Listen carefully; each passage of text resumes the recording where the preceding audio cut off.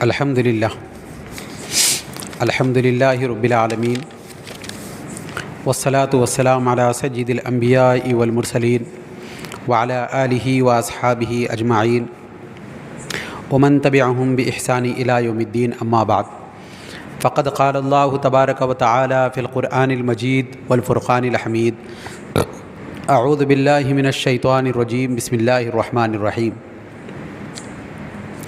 یکاد البرق یخطف ابصارہم کلما اضاء لهم مشوا فیہ واذا اظلم علیہم قاموا ولو شاء اللہ لذہب بسمعہم وابصارہم ان اللہ علی کل شیء قدیر یا ایہا الناس اعبدوا ربکم الذی خلقکم والذین من قبلکم لعلکم تتقون صدق اللہ العظیم وصدق رسولہ النبی الکریم ونحن علی ذلک لمن الشاہدین والشاکرین۔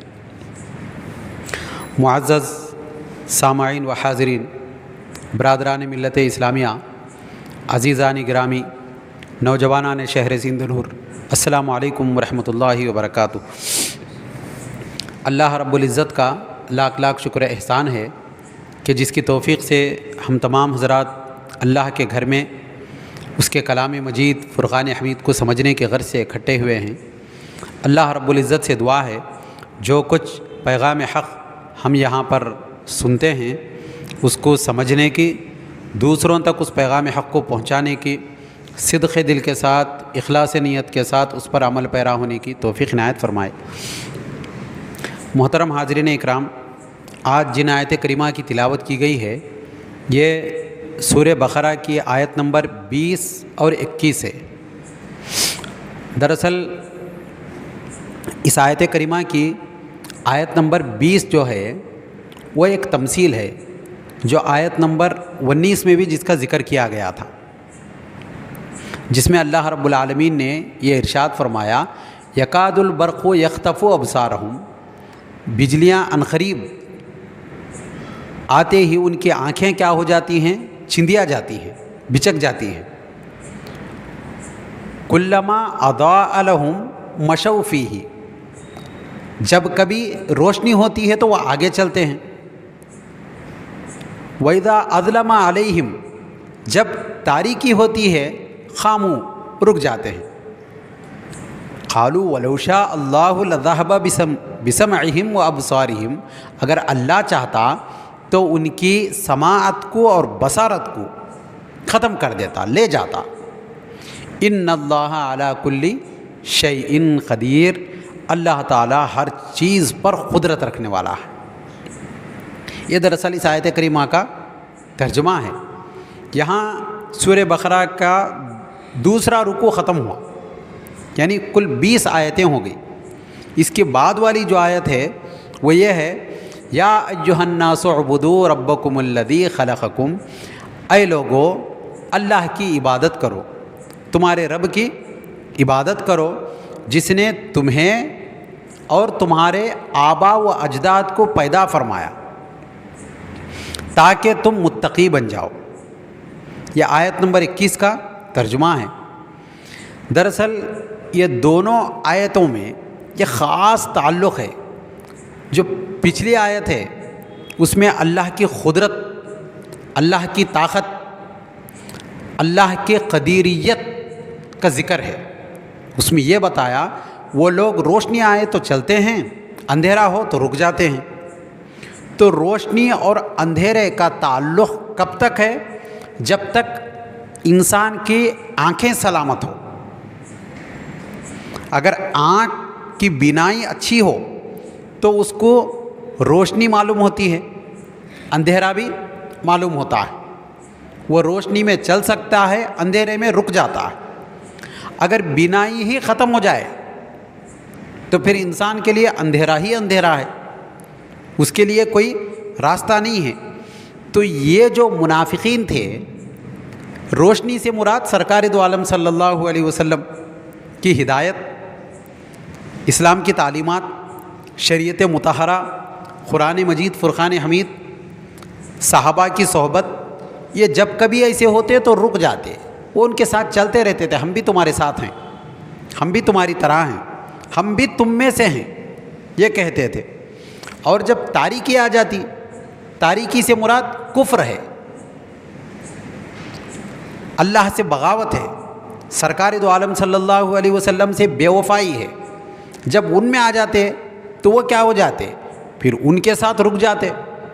تو اللہ اگر چاہتا تو ان کی یہ حرکتوں کا ضرور بدلہ لے سکتا ہے، وہ ہر چیز پر قدرت رکھنے والا ہے۔ ان اللہ علی کل شیء قدیر، یعنی ہر چیز پر قدرت ہے اس کی، اتنی زبردست قدرت ہے کہ وہ کسی کو پوچھنے کی ضرورت نہیں ہے یہ کروں یا نہ کروں۔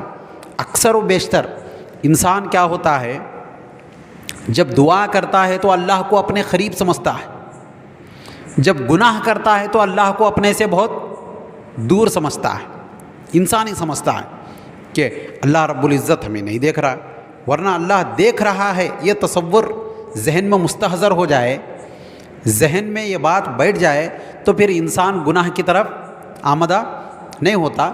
یہ منافقین کی علامت تھی۔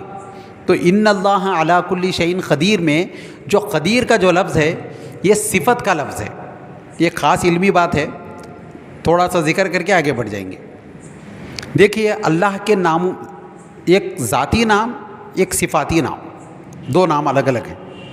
ذاتی نام اللہ کا نام ہے، صفاتی نام کیا ہے؟ جیسے علیم ہے، اللہ سب کچھ جاننے والا ہے۔ خبیر ہے، اللہ تعالیٰ ہر چیز کی خبر رکھنے والا ہے۔ سمیع ہے، اللہ ہر چیز کو سننے والا ہے۔ کلیم ہے، اللہ ہر چیز کو بولنے والا ہے، اللہ تعالیٰ۔ اور ویسے ہی ان اللہ علی کل شیء قدیر، قدیر یعنی ہر چیز پر قدرت رکھنے والا ہے۔ یہ انسان جب سنتا ہے تو ہم کیا کہتے ہیں محترم سامعین کرام؟ سامعین یعنی سامع کی جمع، سننے والا۔ انسان جب سن رہا ہے تب تک کے لیے وہ سامع ہے، سننے والا۔ اب میں گفتگو کر رہا ہوں تو میں متکلم ہوں، میں کلیم نہیں ہو سکتا، کیا ہوں؟ متکلم ہوں۔ اور عالم یعنی جاننے والا، جب تک علم ہے جاننے والا، اگر علم چلا گیا تو جاننے والا نہیں ہے۔ انسان حافظ ہے، قرآن کو یاد کرنے والا، یاد رکھنے والا مفعول کے معنی میں لے سکتے ہیں، لیکن حفیظ اللہ کی ذات ہے، کیونکہ ہمیشہ سب کی حفاظت کرنے والا۔ تو انسان کان کے ذریعے سن سکتا ہے، اور کتنا سن سکتا ہے؟ بیک وقت ایک ہی بات سن سکتا ہے توجہ سے۔ اچانک 1,00,000 لوگ بات کرنا شروع کر دیں تو پھر انسان سن نہیں سکتا، سنا تو سمجھ نہیں سکتا انسان۔ اور بیک وقت کئی لوگ سامنے آ جائیں تو سب کو ایک ساتھ بات نہیں کر سکتا۔ ایک ساتھ کا مطلب بیک وقت ہی بات کرنا، ادھر بھی بات کرنا، ادھر بھی بات کرنا، ادھر بھی بات کرنا، ایسا نہیں ہوتا انسان سے۔ یہ انسان کی اپنی ناقص عقل ہے، انسان کے ناقص اعضاء ہیں، کامل اعضاء نہیں ہے اس کے اندر۔ انسان جتنا ہے خبیر یعنی تھوڑا خبر رکھ سکتا ہے، ہر چیز کی خبر نہیں رکھ سکتا۔ انسان دیکھ سکتا ہے، بصیر اللہ کی ذات ہے۔ اللہ جو دیکھتا ہے تو روایتوں میں ہے، اللہ کے دیکھنے کی مثال دینا نہیں چاہیے، لیکن لوگوں کو سمجھانے کے لیے، تقریب فہم کے لیے، امواس کی رات، کالی رات میں کالی چونٹی کالی چٹان پر چلتی ہے تو اللہ تعالیٰ اس کے چلن کے انداز کو دیکھتا ہے، اس کی چال کے جو آواز ہے اس کو سنتا ہے، اس کے ارادے سے بھی واقف ہے۔ صرف اس سے نہیں، ایسے کروڑوں اربوں خربوں جو ہیں سب کو دیکھ رہا ہے۔ تو اس کا دیکھنا ہمارا دیکھنا الگ الگ ہے۔ ہم کسی چیز کو ذہن میں بٹھاتے ہیں، تھوڑی دیر بعد وہ بات ڈیلیٹ ہو جاتی ہے، یاد نہیں رہتی، لیکن اللہ کی ذات کے لیے ایسا نہیں ہے۔ ہر چیز اس کے علم میں ہے، اس کی قدرت میں ہے، وہ جو چاہے وہ کر سکتا ہے۔ اس کا مطلب یہاں سے ایک عقیدے کی بات بھی ہے۔ یہاں سے کیا ہے، کیونکہ ہم درس قرآن کر رہے ہیں، قرآن میں ہر چیز کا علم ہے، ایک فلسفہ بھی ہے، علم منطق بھی ہے اس کے اندر۔ تو اب لوگ کہتے ہیں اللہ ہر چیز پر قادر ہے، تو بندہ کیا ہے؟ بندہ تو مجبور محض ہو گیا، اس کی بس میں تو کچھ نہیں ہے بندے میں۔ یہ بہانہ بنا کر لوگ کچھ بھی نہیں کریں اور سارا کا سارا الزام اللہ پر ڈال دے، مولا تو قادر مطلق، تو قدیر تھا، میں کچھ نہیں تھا، تو مجھے جیسا پیدا کیا ویسا ہوا، جیسی زندگی دیا ویسی گزارا، میں گناہ کرا تو میری قسمت میں لکھا تھا۔ اس قسم کے بہانے بنا کر وہ کیا کہتے ہیں، تیرے اذن کے بغیر پتا بھی نہیں ہلتا، تیرے اجازت کے بغیر پتا بھی نہیں ہلتا، پھر میری کیا مجال کہ میں گناہ کر سکوں۔ ایسی باتیں کرنا، فلسفے بنانا، لوگوں میں واہوائی لوٹنا، یہ لوگوں کا پہلے سے طریقہ رہا۔ آج بھی اس قسم کے لوگ ملتے ہیں، وہ کہتے ہیں نہیں نہیں، جو قسمت میں ہے وہ ہوتا، ہم کتنا پڑھے تو بھی کتنے نمبر آنا ہے، کیا نمازیں پڑھے تو بھی کیا ہونے والا ہے، اس قسم کی باتیں۔ یہ پہلے ایسے عقائد کے لوگ گزر گئے ہیں، انہیں کیا کہتے ہیں؟ جبریہ۔ کیا کہتے ہیں؟ جبریہ فرقہ تھا۔ تو وہ فرقہ یہ کہتا تھا مجبور محض، ہم کچھ بھی نہیں کر سکتے، جو کچھ ہے سب اللہ کی ذات ہے، اللہ ہی کرانا۔ لیکن اللہ تعالیٰ انسانوں کو کچھ قدرت بھی دیا ہے۔ ایک فرقہ ہے قدریہ، وہ فرقہ کیا کہتا ہے؟ امپاسبل کچھ نہیں ہے۔ کیا کہتا ہے؟ Everything is a possible, ہر چیز کر سکتا ہے انسان، ان کا یہ دعویٰ۔ کیا کہتے ہیں؟ جو دل میں آیا وہ کر سکتا ہے انسان، انسان کے بس میں کیا نہیں ہے، وہ اور کانفیڈنس کی بات کرتے ہیں۔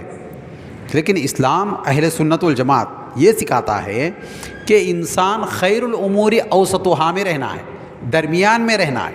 حضرت علی رضی اللہ تعالیٰ عنہ کے پاس دو اشخاص آئے، ایک قدریہ فرقہ والا، ایک جبریہ فرقہ والا، دونوں الگ الگ۔ وہ باب العلم تھے، آپ کے پاس آ کر پوچھنے لگے، دیکھیے اللہ تعالیٰ ہمیں مجبور محض بنا دیا، ایک نے کہا۔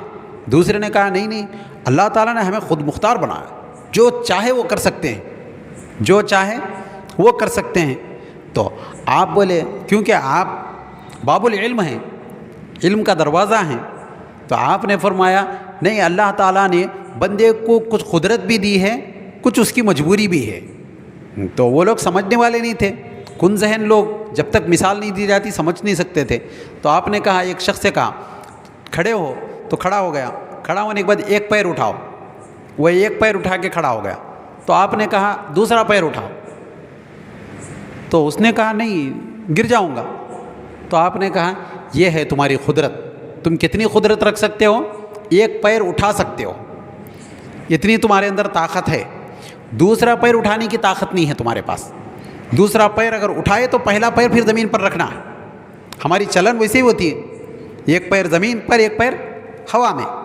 تو اس طور پر انسان کو اللہ نے قدرت اتنی دیا کہ وہ ارادہ کر کے کچھ کر سکتا، جس کو سرکار دو عالم صلی اللہ علیہ وسلم نے فرمایا السعی منی والاتمام من اللہ، کوشش میری جانب سے ہو اور اس کو تکمیل تک پہنچانا کس کی جانب سے؟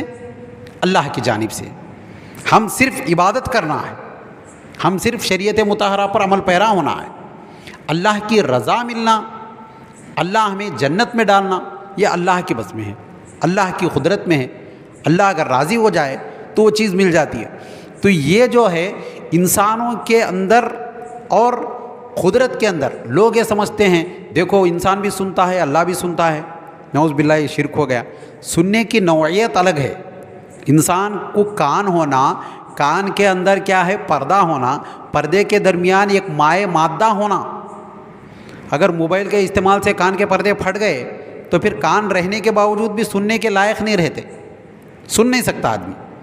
لیکن نعوذ باللہ اللہ تعالیٰ ہمیشہ سے سننے والا ہے، ہمیشہ ہمیشہ سننے والا ہے۔ اس کی سماعت اور زیادہ کم انسان کی سماعت میں کیا ہے؟ کتنے ڈیسیبل؟ 20 ڈیسیبل سے، اور کتنے تک؟ 20,000 ہرٹز تک سن سکتا ہے۔ اس سے زیادہ کی آوازیں انسان سن نہیں سکتا، سنا تو سمجھ نہیں سکتا۔ اتنی زوردار آواز آئے تو کان میں انگلیاں رکھتا سمجھ میں نہیں آتا، پاگل ہو جاتا، زیادہ ہو گیا۔ اور اس سے کم ہے تو انسان سن نہیں سکتا۔ ابھی اللہ کی مثال کے ذریعے سے ایک چیز دی گئی کہ وہ کیسا سن سکتا ہے؟ انسان کے دلوں کے اندر کے خیالات کو، آج کل مشینوں میں بھی نہیں ہے وہ چیز، دلوں کے اندر کے خیالات کو بھی اللہ تعالیٰ جانتا ہے، بندہ کس نیت کے ساتھ کون سا کام کر رہا ہے، یہ اللہ کی قدرت ہے۔ وہ اگر چاہے تو کچھ بھی کر سکتا ہے، کچھ بھی کر سکتا ہے، اس کی قدرت ہے، جسے چاہے عزت دے، جسے چاہے ذلت دے، جسے چاہے موت دے، جسے چاہے حیات دے۔ ان اللہ علی کل شیء قدیر، وہاں بھی ہے قل اللہم مالک الملک تؤتی الملک من تشاء وتنزع الملک ممن تشاء وتعز من تشاء وتذل من تشاء بیدک الخیر انک علی کل شیء قدیر۔ وہ جیسے چاہے ویسے کر سکتا ہے، یہ اللہ کی قدرت کا ذکر۔ پھر اس کے بعد اللہ نے اب نیا رکوع شروع ہونے والا ہے۔ اتنا سارا سمجھانے کے بعد، یہ سمجھانے کا مقصود کیا تھا؟ جہاں مفہومی طور پر کوئی بات ختم ہوتی ہے وہاں رکوع ہوتا ہے۔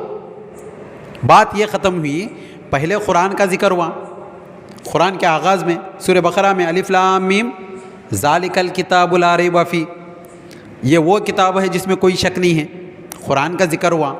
پھر اس کے بعد متقین کا ذکر ہوا، ھدی للمتقین۔ پھر اس کے بعد مومنین کا ذکر ہوا۔ پھر اس کے بعد کافروں کا ذکر ہوا، چھپے ہوئے کافروں کا ذکر بعد میں آیا، منافقین کا ذکر آیا۔ پھر یہ سب بتانے کے بعد اللہ نے فرمایا دیکھو میں چاہتا ہوں تو کچھ بھی کر سکتا ہوں، میں بے بس بے کس لاچار مجبور تو نہیں ہوں، میں کچھ بھی کر سکتا ہوں، لیکن میں ڈھیل دے رہا ہوں۔ ڈھیل دے کے اللہ نے فرمایا یا ایھا الناس اعبدوا، اے لوگو عبادت کرو، کس کی؟ جس نے، اس رب کی جو تمہارا پالن ہار ہے، کیونکہ عقل کا تقاضا بھی ہے۔ ہم کسی سے تنخواہ لیتے ہیں جو ہمارا ساہوکار ہے، ہمارا آقا ہے، ہم جس کے پاس ملازمت کرتے ہیں اس کی خدمت کرتے ہیں، وہ جو کہتا ہے وہ مانتے ہیں کیونکہ اس کا کھاتے ہیں، تو وقتی طور پر کیوں نہ ہو اس کی بات سننا ہے۔ جو رب تمہیں پال رہا ہے، پوس رہا ہے، تمہارے اعضاء بنایا، تمہاری قوت تمہارے اندر رکھا، تمہیں عقل سلیم سے نوازا، تمہارے اندر گویائی کا مادہ رکھا، سب کچھ دیا اور دن بدن تمہیں پال بھی رہا ہے، تو اب عقل کا تقاضا یہ ہے کہ تم عبادت کس کی کرو؟ اسی رب کی عبادت کرو جو عبادت کا مستحق بھی ہے، جس نے تمہیں پیدا فرمایا، اور ساتھ ہی ساتھ اللہ نے فرمایا الذی خلقکم والذین من قبلکم، اور تم سے پہلے والوں کو بھی پیدا فرمایا۔ آج کل ایک نیا ٹرینڈ چلا ہوا ہے، ہمارا مذہب سب سے پرانا مذہب، ہمارے آبا و اجداد اس سے اوپر وہ، تو سب سے پہلے آبا و اجداد کی انسانیت کا جہاں آغاز ہوا ان کو پیدا کرنے والا کون ہے؟ اللہ ہے، اس کی عبادت کرو۔ دوسروں کے جو معبود حقیقی ہے ان کی عبادت کرو، وہ چھوڑ کر تمہارے خیالی خداؤں کی عبادت کرنا، وہمی خداؤں کی عبادت کرنا، کسی پتھر کا، کسی جھاڑ کا، کسی سمندر کا، کسی ندی کا، کسی سورج کا، چاند کی، کسی انسان کی، ان کی عبادت کرتے ہو۔ تم سوچو تمہیں پیدا کون کیا؟ جو معبود حقیقی ہے، جو عبادت کے اہل ہے، اس کی عبادت کرو تو تمہاری عبادت رائگاں ہونے والی نہیں ہے، ضائع ہونے والی نہیں۔ ورنہ آدمی عبادت کے نام پر جو دل میں آیا، کوئی ناچ رہا ہے، کوئی گا رہا ہے، کوئی الٹا لٹکا ہوا ہے، کوئی ایک ہاتھ اٹھا کر ایسا ٹھہر گیا، کوئی برہنہ ہو کے پھر رہا، تو یہ عبادت نہیں۔ عبادت وہی عبادت ہے جو سرکار دو عالم صلی اللہ علیہ وسلم لوگوں کو بتائے ہیں، کیونکہ پچھلے آیت سے جو تعلق ہے وہ یہ ہے ہر نبی کے لیے یہ بات ضروری ہے۔ ہر نبی، کوئی بھی نبی دنیا میں آئے ان کے لیے یہ ضروری ہے کہ وہ سب سے پہلے اعلان نبوت کرے۔ نبی ایسے نہیں ہوتے، ہم یہ سمجھتے ہیں نعوذ باللہ من ذالک، ہم مسلمان نہیں، بعض حضرات کے ذہنوں میں خیال آتا ہے کہ ہم بھی انسان ہیں وہ بھی انسان ہیں، ہمارے میں ان میں کیا فرق ہے، ایسا سمجھتے ہیں۔ لیکن انسان کے ارادوں میں بھی اگر دیکھا جائے، ایک انسان، سارے لوگ ہمارے خلاف میں اگر کھڑے ہوئے ہوں، سب کے سب، ان کے درمیان ان کے خلاف والی بات کرنے کے لیے ہمت ہونی پڑتی ہے، جرأت ہونی پڑتی ہے۔ انبیاء شرمتے نہیں، ان کے اندر کمزوری نہیں، وہ بزدل نہیں ہوتے، وہ جرأت مندی کے ساتھ کھڑے ہو جاتے ہیں۔ ساری دنیا ان کے خلاف کیوں نہ ہو، اور بیزار نہیں ہوتے. کبھی بول دیے میں اللہ کا نبی ہوں، اللہ نے مجھے نبی بنا کر بھیجا ہے، تمہاری ہدایت کے لیے مجھے اللہ نے مبعوث فرمایا ہے. یہ پوری طاقت کے ساتھ، قوت کے ساتھ کہتے ہیں، جبکہ سامنے والے مذاق بھی اڑاتے رہتے ہیں ان کا. تم میں ہمارے میں کیا فرق، تم بھی کھانا کھاتے ہم بھی کھانا کھاتے، تم بھی شادیاں کرتے ہم بھی شادیاں کرتے، تمہارے بھی بچے ہوتے ہمارے بھی بچے ہوتے، تم بھی کاروبار کرتے ہم بھی کاروبار کرتے. یہ لوگ سارے بولنے کے باوجود وہ اپنے ارادے سے ٹس سے مس نہیں ہوتے، پیچھے ہٹنے والے نہیں ہوتے. ان کا کانفیڈنس، ان کا ارادہ، ان کی طاقت، قوت ارادی اتنی مضبوط ہوتی ہے، وہ کھڑے ہو جاتے ہیں. حضرت نوح علیہ السلام 950 سال تک ایک ہی بات بولتے رہے. پورے لوگ بغاوت کرے، لیکن آپ یہ نہیں بولے مولا میں بیزار ہو گیا، یہ کیا بات ہے. ہم ایک بات بولتے بولتے آدمی کو کیا کر دیتے ہیں، چھوڑ دیتے ہیں، نہیں اب ختم، یہ سدھرنے والا نہیں. نبی کی پہلی ذمہ داری یہ ہوتی ہے کہ وہ اعلان نبوت کرے. دوسری ذمہ داری، ان پر جو کتاب نازل ہوتی ہے وہ کہتے ہیں یہ اللہ کی کتاب ہے. یہ کس کی؟ اللہ کی کتاب ہے. یہ کتاب اللہ کی طرف سے آئی ہے، اس میں کوئی شک نہیں ہے، یہ بتاتے ہیں. اور عام لوگوں کی طرح نہیں ہوتے، چند باتیں غائبانے 2-3 باتیں بول دیے. بعض لوگ جنات کے اثرات ہونے کی وجہ سے باتیں کرتے ہیں، میرے آنگ میں وہ آ گیا فلاں، یہ بات ہے دیکھو صحیح. اس قسم کی ایسا نہیں ہوتا. جو وحی الہی ہوتی ہے اس کے اندر کانفیڈنس ہوتا ہے، طاقت ہوتی ہے. سب سے پہلے نبی اپنے آپ پر اور اللہ پر ایمان لا کر بتاتے ہیں یہ قرآن ہے، یہ تورات ہے، یہ انجیل ہے، یہ زبور ہے، یا اللہ کی طرف سے نازل ہوئے صحیفے ہیں، اس میں رتی برابر شک نہیں ہے، قیامت تک کے لیے قرآن مجید ہے. اس کانفیڈنس کے ساتھ کوئی آدمی بات نہیں کر سکتا. دوسرا آدمی کسی کے بولنے پہ بات کرنا کانفیڈنس میں آ کے الگ بات ہے، لیکن ایمان اور ایقان کی بات، یہ اللہ کا کلام ہے، میں اللہ کا رسول ہوں، یہ اللہ کا دین ہے، اس پر جو عمل کرا وہ جنتی ہے. ساری دنیا کے کروڑوں اربوں کھربوں لوگوں کا اعتماد ایک نبی پر ہوتا ہے، ان کی ایک ذات پر. اسی لیے کہا گیا یا ایھا الناس، اے وہ لوگو، اے لوگو، اعبدوا ربکم، تم اپنے رب کی عبادت کرو. تو عبادت کرنا ہے تو کیسے کرنا؟ اب لوگوں کی زندگی کا مقصد، کیونکہ ایک عابد ہے عبادت کرنے والا، ایک معبود ہے جس کی عبادت کی جائے، ایک اللہ ہے، دوسری مخلوق ہے. عبادت کرنا ہے تو ڈھنگ ہونا ہے، طریقہ ہونا ہے. یہی ایک امریکہ کا کوئی شخص ہے، ہندوستان کا کوئی اور فرد ہے، اس کو ہندی نہیں آتی، اس کو انگریزی نہیں آتی تو پریشانی ہو جاتی. سمجھنا ہے ایک دوسرے کو. اللہ ہر زبان کو سمجھ سکتا ہے، لیکن اللہ تعالیٰ بندے کو یہ بتا دیا کہ عبادت اگر کرنا ہے تو یہی طریقے سے عبادت کرنا ہے. اور بندوں میں، لوگوں کے اندر ایک چیز اور عبادت کا مقصد بتایا اللہ تعالیٰ. زندگی کا مقصد کیا ہے؟ عبادت. ابتدا میں بتایا اعبدوا ربکم، انتہا میں بتایا لعلکم تتقون، تاکہ تم متقی بن جاؤ. زندگی کا مقصد یہ نہیں ہے کہ آدمی بہت زیادہ مالدار ہو جائے. لوگ یہ سمجھتے ہیں اربوں کھربوں پورے ورلڈ میں نمبر 1 ہوا تو فرق کیا؟ ایک آدمی کما کر کتنا امیر بن سکتا ہے؟ زیادہ سے زیادہ پوری دنیا میں ایک امیر بن گیا، دنیا بھر کا سونا چاندی اس کے پاس آ گیا، تب بھی کیا وہ اپنی نیند کو ختم کر سکتا؟ کیا وہ اپنے خد کو ڈبل کر سکتا؟ کیا اپنی قوت کو بڑھا سکتا؟ کیا موت کو روک سکتا؟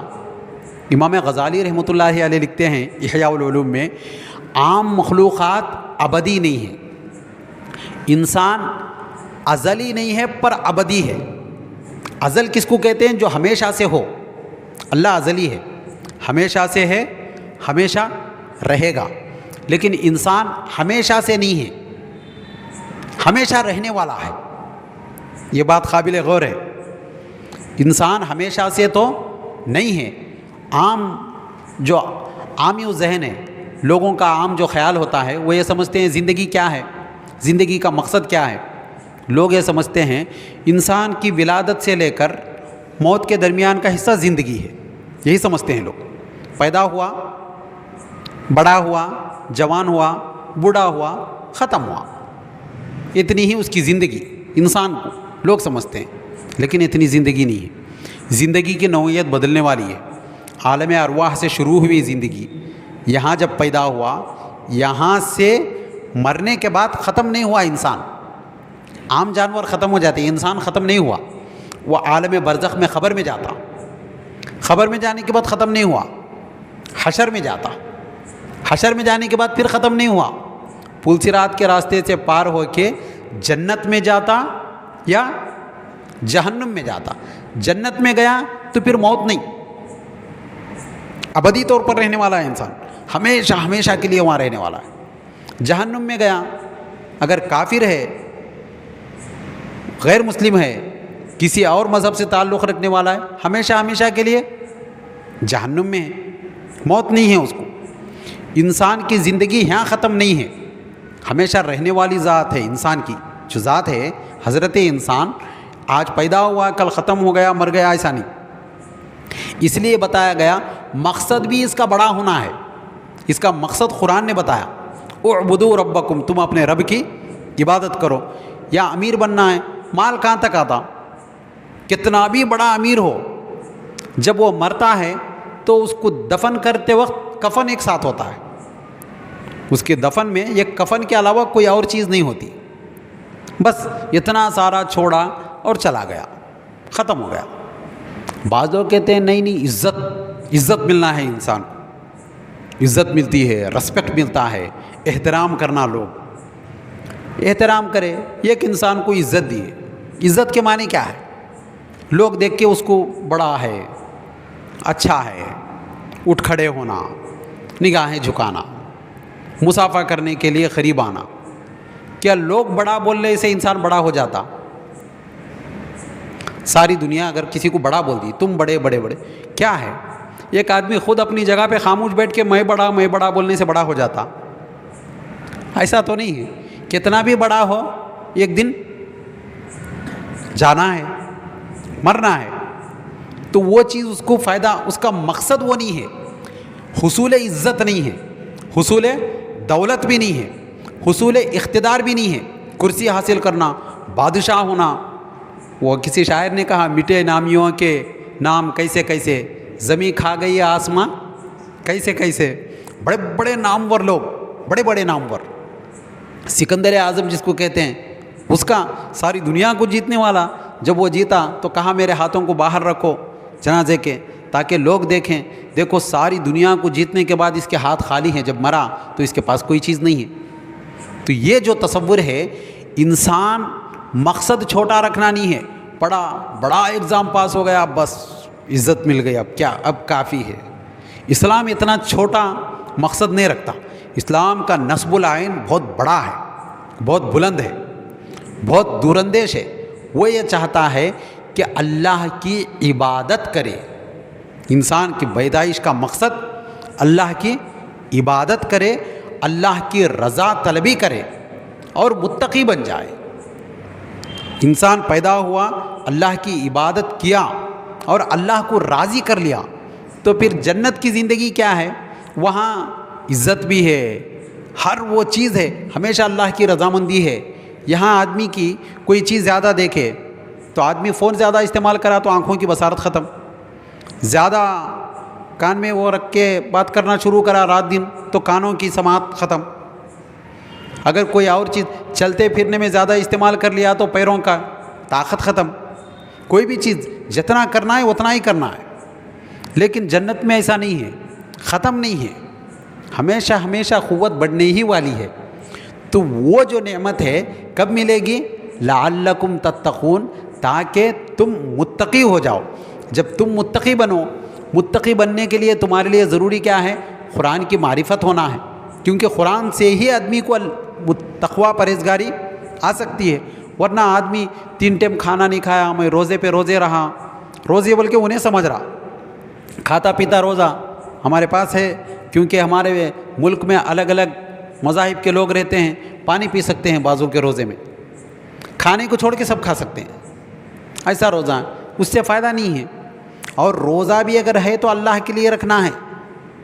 عبادت جو کہا، کیسا جامع لفظ استعمال کیا قرآن، یا ایھا الناس اعبدوا یعنی عبادت کرو. عبادت کے معنی صرف اس کا لغوی معنی اگر لیا جائے تو مفسرین نے یہ بتایا اظہار تذلل عند اللہ، اللہ کے پاس انتہائی عاجزی کرنا عبادت ہے. اپنے آپ کو خدا کے سامنے خود کو پامال کر دینا، میں کچھ نہیں ہوں، میں کچھ ہوں. یہ سمجھ میں آیا. لباس فاخرہ پہن کے بول رہا ہوں میرے کپڑے زبردست ہیں، سارے مسلیوں میں کس کے بھی نہیں ہیں، عید کے کپڑے میرے جیسے کس کے بھی نہیں ہیں، تو کپڑے اچھے ہیں بول کر نماز قبول نہیں کرتا اللہ. اس کے اندر جو نفس ہے اس کو کچل کے میں کچھ نہیں ہوں یہ کہہ کر اللہ کے سامنے پیشانی کو رگڑنا. انسان کی اعضاء میں سب سے بلند جو چیز ہے وہ پیشانی ہے. یہاں اس کو خاک آلود کر کے زمین میں رگڑ کے ناک کو رگڑ کے اللہ کو کہنا سبحان ربی الاعلیٰ، تو بلند و بالا ہے، تو برتر و بالا ہے، تو اعلیٰ ہے، تو عرفہ ہے. وہ جب کہتا ہے صرف جسمانی طور پر نہیں، اندرونی طور پر بھی جب بندہ یہ محسوس کرتا ہے تو یہ عبادت کا ایک حصہ ہے. اور دوسرا یہ بتایا حدیث شریف میں ہے، ایک اپنے آپ کو کیا ہے خود کو خدا کے سامنے پامال کرنا ایک، دوسرا یہ ہے کہ بندہ اللہ کی مخلوق میں سے کسی کو تکلیف نہیں دینا. اللہ کی مخلوق میں سے کسی کو بھی تکلیف نہیں دینا. جب بندہ دو چیزیں کر لیتا ہے تو پھر وہ عبادت کرنے والا سمجھا جاتا ہے. بغاوت کرنے والے تھے، سرکار کیا ہے کہ سب عبادت کرنے والے بن گئے. غدار تھے پورے کے پورے، حضور آئے تو وفادار بنا دیے. حضور بتائے وفاداری کس کو بولتے ہیں، کیسے کرنا ہے. حضرت حسن بصری، رابعہ بصری رحمۃ اللہ علیہ بہت بڑی خاتون ہیں، بزرگ ہے، تو وہ عبادت میں مست رہتی تھی ہمیشہ. جب بندہ اللہ کی عبادت میں مست ہو جاتا ہے تو اللہ تعالیٰ اس کے کام کرنا شروع کر دیتا ہے، اس کا بن جاتا ہے. یہ تو حدیث شریف میں بھی ہے، من کان للہ کان اللہ لہ، جو اللہ کا ہو جاتا ہے اللہ اس کا ہو جاتا ہے. وہ تھی، ان کی بکریاں تھیں، یہ عبادت میں مستغرق رہتی تھی. بکریاں جاتی، رابعہ کی بکریاں شیر کے ساتھ جا کے پانی پیتی تھی. تو لوگ دیکھ کے بولنے لگے رابعہ تیری بکریاں تو شیر کے ساتھ جا کے پانی پیتی، تیری بکریوں کی دوستی شیر سے کب سے ہونے لگی؟ تو رابعہ نے کہا جب سے میری دوستی اللہ سے ہو گئی تب سے میری بکریوں کی دوستی کس سے ہو گئی؟ شیر سے ہو گئی. تو آدمی جب اللہ کا ہو جاتا ہے تو سب کے دلوں میں اللہ تعالیٰ محبت ڈال دیتا ہے. محدث دکن عبداللہ شاہ حضرت رحمۃ اللہ علیہ، ہمارے دکن کے بہت بڑے محدث ہیں، جامعہ نظامیہ سے فارغ ہیں حضرت. تو وہ اپنی کتاب میں لکھے ہیں بندہ کیا ہے، بندے پر 3 قسم کے حقوق ہیں اللہ کے. ایک بندہ عبادت اگر کرنا ہے تو اللہ کے کتنے حقوق؟ 3 حقوق. پہلا حق یہ ہے بندہ اللہ کا وفادار ہونا. وفادار سے مراد اللہ کے علاوہ کسی اور کی عبادت نہیں کرنا، شرک نہیں کرنا، اللہ کے سوا کسی کو معبود حقیقی ماننا ہی نہیں. یہ پہلی شرط ہے اللہ کا وفادار ہونا. دوسرا بندہ اللہ کا اطاعت گزار ہونا، یعنی جو بھی حکم دے اس کو پورے خندہ پیشانی کے ساتھ، پوری دلجوئی کے ساتھ کرنا. جو بھی اللہ کا حکم ہے یہ کرو، ایسا نہیں پیسے دو تو بخیل ہو کے بیٹھ جانا، نہیں میں نہیں دیتا ہے پیسے، میں نہیں دینا چاہ رہا، میرے کو تکلیف ہو رہی ہے، اتنی محنت سے کمایا، نہیں ایسا نہیں ہے، چھوڑ دینا ہے. اسی میں عبادت کی لذت ہے. آدمی کوئی چیز ہاتھ آنے کے بعد اس چیز کو چھوڑنا، اس میں ایک لذت ہے، اس میں ایک مزہ ہے. میرا نفس نہیں چاہ رہا کرنے کے لیے، لیکن مولا تو بولا تو میں اس چیز کو چھوڑ رہا ہوں. تو اس کی یہ لذت کی وجہ سے اللہ تعالیٰ کیا کر دیتا ہے، اس کو اپنے رحمت میں جگا دیتا ہے، قرب میں جگا دیتا ہے. تیسری چیز یہ ہے بندہ اللہ سے منسوب ہر شے کا احترام کرنا. مسجد اللہ کا گھر ہے تو اس کا احترام کرنا، اگرچہ کہ مسجد اے سی والی مسجد نہیں ہے، گھر اے سی روم ہے، گھر کے ٹائل سنگ مرمر کے ہوں، یہاں کے عام بنڈے کیوں نہ ہوں، لیکن گھر کس کا ہے؟ اللہ کا گھر ہے، اللہ کی طرف منسوب ہے تو اس کا احترام کرنا. یہ کلام الہی ہے، یہ اللہ کا کلام ہے. اس کے اندر اگرچہ کہ پیپر چکنے پیپر نہیں ہوں، سادے پیپر ہیں، لیکن اس کا کیا کرنا ہے؟ احترام کرنا ہے. کیوں؟ یہ اللہ کا کلام ہے. تو کوئی بھی چیز سرکار دو عالم صلی اللہ علیہ وسلم کی ذات اللہ کے محبوب ہیں، اللہ کے رسول ہیں، حد درجہ احترام کرنا، ادب کرنا، یہ اللہ کی طرف اگر منسوب ہو گئے، ولی اللہ ہیں، اللہ کے کوئی ولی ہیں، دوست ہیں، وہ اللہ کی طرف اگر منسوب ہو گئے تو کیا کرنا ہے؟ ان کا احترام کرنا. حضرت بشر حافی رحمۃ اللہ علیہ، نام سنے ہوں گے، بہت بڑے بزرگ ہیں حضرت. وہ مے خور تھے، نشہ پرست تھے، مے خوری، ہمیشہ شراب نوشی ان کی عادت تھی پینا. ایک مرتبہ مے خوری کر کے مے نوشی میں اسی حالت میں، نشے کی حالت میں باہر نکل گئے. پہ چپل ادھر ادھر، شرابیوں کی حالت کیا ہوتی ہے وہ حالت تھی. اچانک کیا کرے، طہارت کے لیے گئے بیٹھ رہے تھے، اچانک دیکھے کہ وہاں ایک کاغذ پڑا ہوا ہے، اس کے اوپر اللہ کا نام لکھا ہوا ہے. اللہ کا نام لکھا ہوا تھا. طہارت کیے بغیر اٹھا لیے، آنکھوں کو لگائے، حالت نشے میں تھے، آنکھوں کو لگائے، لے کے چلے گئے الٹے پیر. گھر جا کر اپنے جسم پر ٹھنڈا پانی ڈال لیے، پورا نشہ ختم. اس کے بعد وہ جو اللہ کا نام تھا اس کو دھوئے، عطر میں ڈبوئے، پھر اپنے آپ کو معطر کرے، اوپر رکھ دیے. رکھ کر اللہ کا نام ہے، کاغذ پر لکھا ہوا ہے، کتنی بڑی غلطی ہوتی تھی. نادم ہو گئے، دل میں پشیمان ہو گئے، شرمسار ہو گئے. تھوڑی دیر میں کتنی بڑی غلطی ہوتی تھی، میرا پیر لگ جاتا، میں طہارت کر دیتا. تو اندر کانپ گئے، کانپ کے وہ رکھے، مولا غلطی ہو گئی. وہ اس کے احترام میں اللہ کا نام کی طرف منسوب تھا وہ کاغذ، وہ رکھ کر اب وہ رکھتے ہی اللہ کی رحمت جوش میں آ گئی. تو ہمارے نام کا احترام کرتا ہے تو ہم بھی تیرا احترام کرائیں گے. تو ہمارے نام کا ادب کرتا ہے تو ہم بھی تیرا ادب کرائیں گے. رات میں آپ سوئے، صبح جب اٹھے بڑے بڑے اولیاء اللہ آپ کے گھر کے دروازے پر کھڑے تھے. آپ دیکھے پریشان ہو گئے، یہ کیا؟ تو سب لوگوں نے کہا ہمیں الہام ہوا ہے تمہارے پاس آ کر تمہارا احترام کریں. تو آپ اس کے بعد یہ کہہ دیے، ایک مرتبہ میں کیا اللہ کے نام کا احترام کرا، چپل نہیں تھی وہ وقت، بغیر چپل کا تھا. تو اب کہاں کیا کیا پڑا ہوگا یہ سوچ کر چپل ہی نہیں پہنتا، یہ ارادہ کر لیے. یہ اللہ کا اکرام ایسے کرے تو اللہ تعالیٰ ان کا جو احترام جانوروں سے کرایا، جب تک وہ زندہ تھے تب تک کوئی بیل، بکری، گدھا، جو بھی ہو جانور چوپائے، وہ جانور راستے میں نجاست نہیں کرتے تھے. کیوں؟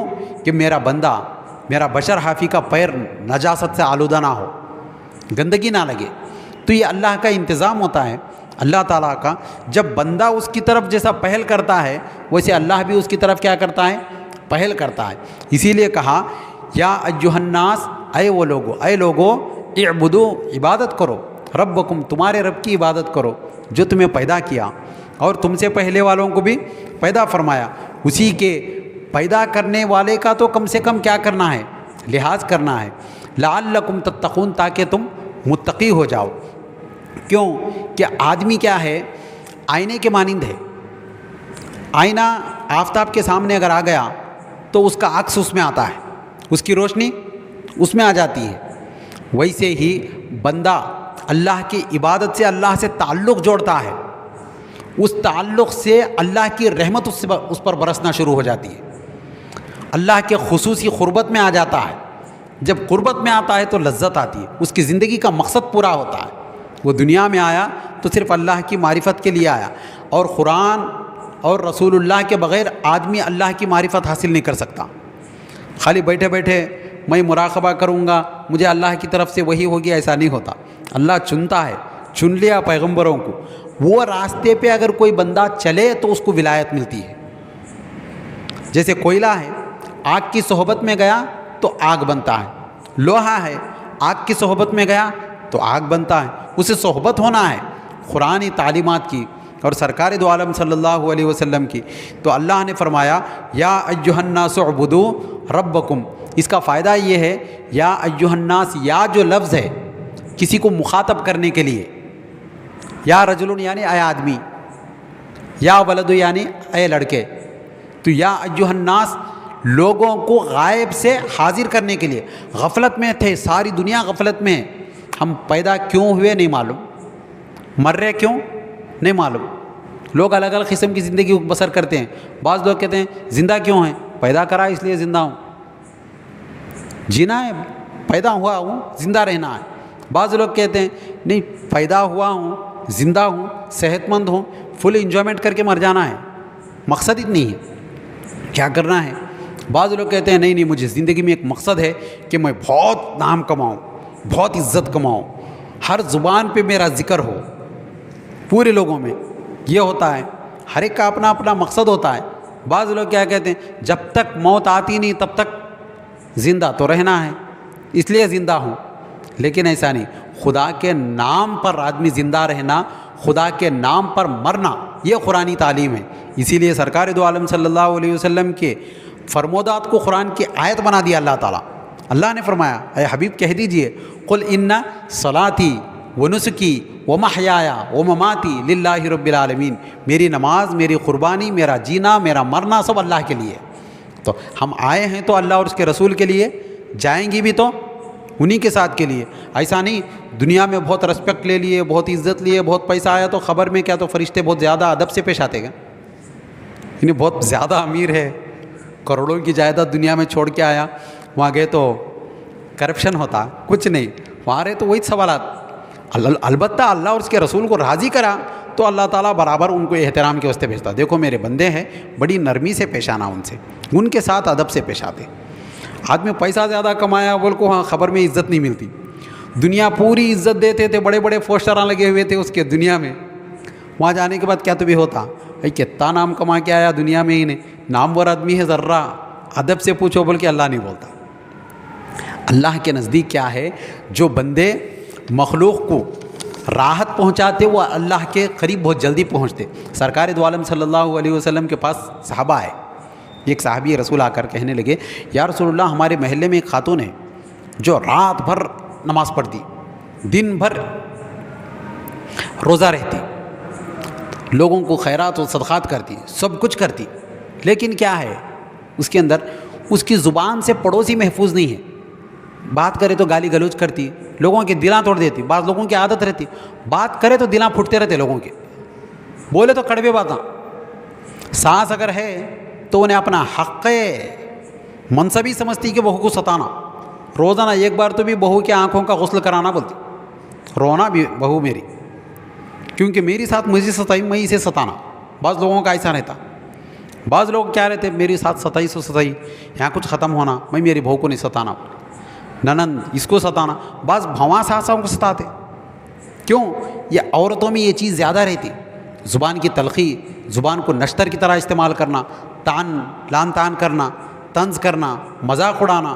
تو سرکار نے فرمایا وہ عورت جہنمی ہے، اگرچہ کہ وہ رات بھر عبادت کرتی ہو، دن بھر روزہ رکھتی ہو، لیکن اس کے پڑوسی اس کی زبان سے محفوظ اگر نہیں ہے تو جہنمی ہو. دوسرے لمحے میں دوسرے صحابی بولے یا رسول اللہ ہمارے محلے میں ہمارے پاس بھی ایک خاتون ہے جو نماز زیادہ نہیں پڑھتی، صرف فرض نماز پڑھ لیتی، روزے رمضان کے رکھ لیتی، کبھی کبھار خیرات کچھ دے دیتی، لیکن ہے خاتون اچھی، اس کی زبان سے لوگ محفوظ ہے، گالی گلوچ نہیں کرتی، پریشان نہیں کرتی. تو آپ نے فرمایا کسی جنتی کو دیکھنا ہے تو اس خاتون کو دیکھ لو. تو لوگوں کو تکلیف نہیں دینا، مخلوق کو تکلیف نہیں دینا، اور خالق کے حقوق ادا کرنا. ایک صحابی رسول آئے سرکار دو عالم صلی اللہ علیہ وسلم کے پاس، اعرابی صحابی، گاؤں والے آ کر کہنے لگے یا رسول اللہ مجھے آپ سے بات کرنی ہے. صحابہ تھے، آپ نے فرمایا آؤ قریب آؤ. تو آپ نے فرمایا یا رسول اللہ میں بہت دور سے آیا ہوں، میں درمیان میں آتے آتے کئی کفار ملتے ہیں، میرے جان کا ڈر ہوتا ہے، میں بار بار نہیں آ سکتا آپ کے پاس، ایک بار آیا بات کرنا چاہتا ہوں. تو حضور نے فرمایا بولو. یا رسول اللہ میں کیا کروں تو جنت میں جا سکتا ہوں؟ چند باتیں موٹی موٹی بتا دیجئے جو کر لوں تو میں جنت میں چلا جاؤں. تو حضور نے فرمایا تم اللہ اور اس کے رسول کو مانتے ہو؟ ہاں مانتا ہوں. کلمہ پڑھ لیا، نماز پڑھو، روزے رکھو، اللہ نے مال دیا تو زکوٰۃ دو، اگر مال دیا طاقت دیا تو حج کرو. تو یہ سننا تھا. وہ صحابی نے پوچھا یا رسول اللہ اتنا کافی ہے؟ ہاں اتنا کافی ہے، تمہارے حقوق جو ہیں کچھ ہے تو ادا کر لو. تو اتنا کافی ہے. تو اس کے بعد وہ صحابی نے کہا یا رسول اللہ اس سے بڑھ کے ایک کام بھی نہیں کرتا ہوں، جتنا بولے اتنا ہی.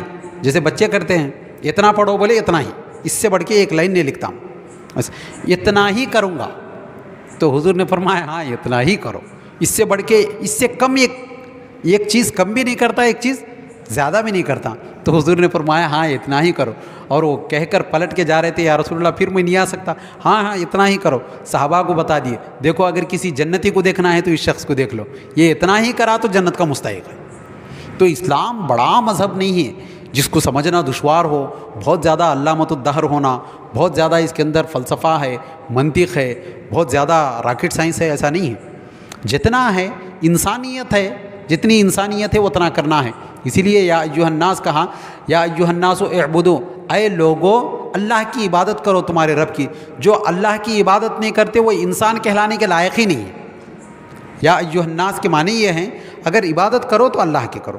محبت سے اللہ بلایا، غافل تھے، ادھر ادھر بھٹک رہے تھے، کس کی عبادت کرنا، کہاں جانا، کس کو دیکھنا. کوئی خورشید کو دیکھ لیا، سورج کو، کوئی چاند کو دیکھ لیا، کوئی پتھرے کو دیکھ لیا، کوئی شجر کو دیکھ لیا، کوئی حجر کو دیکھ لیا، کوئی ندی نالے کو دیکھا. تو اللہ فرمایا کہاں وہاں ہیں بھٹک رہے، ادھر آؤ، تمہارا رب یہ ہے، تمہارے کو پیدا کرا، تمہارے ماں باپ کو پیدا کرا، عبادت کرو تاکہ تم متقی بن جاؤ. یہ بسا اوقات یا کا لفظ محبت کے لیے ہوتا، جیسے رسول اللہ کو فرمایا اللہ نے یا ایھا الرسول، اے میرے محبوب، یا ایھا المزمل. جیسے ہم کہتے ہیں اپنے بیٹے کو محبت سے اے میرے بیٹے، تو کہتے ہی بیٹا خوش ہو جاتا ہے. کبھی کہتے ہیں اپنے ہم سفر کو کہتے ہیں اے میری رفیق حیات، کہتے ہی آپ خوش ہو جاتے ہیں آدمی اپنا مطلب نکالنے کے لیے.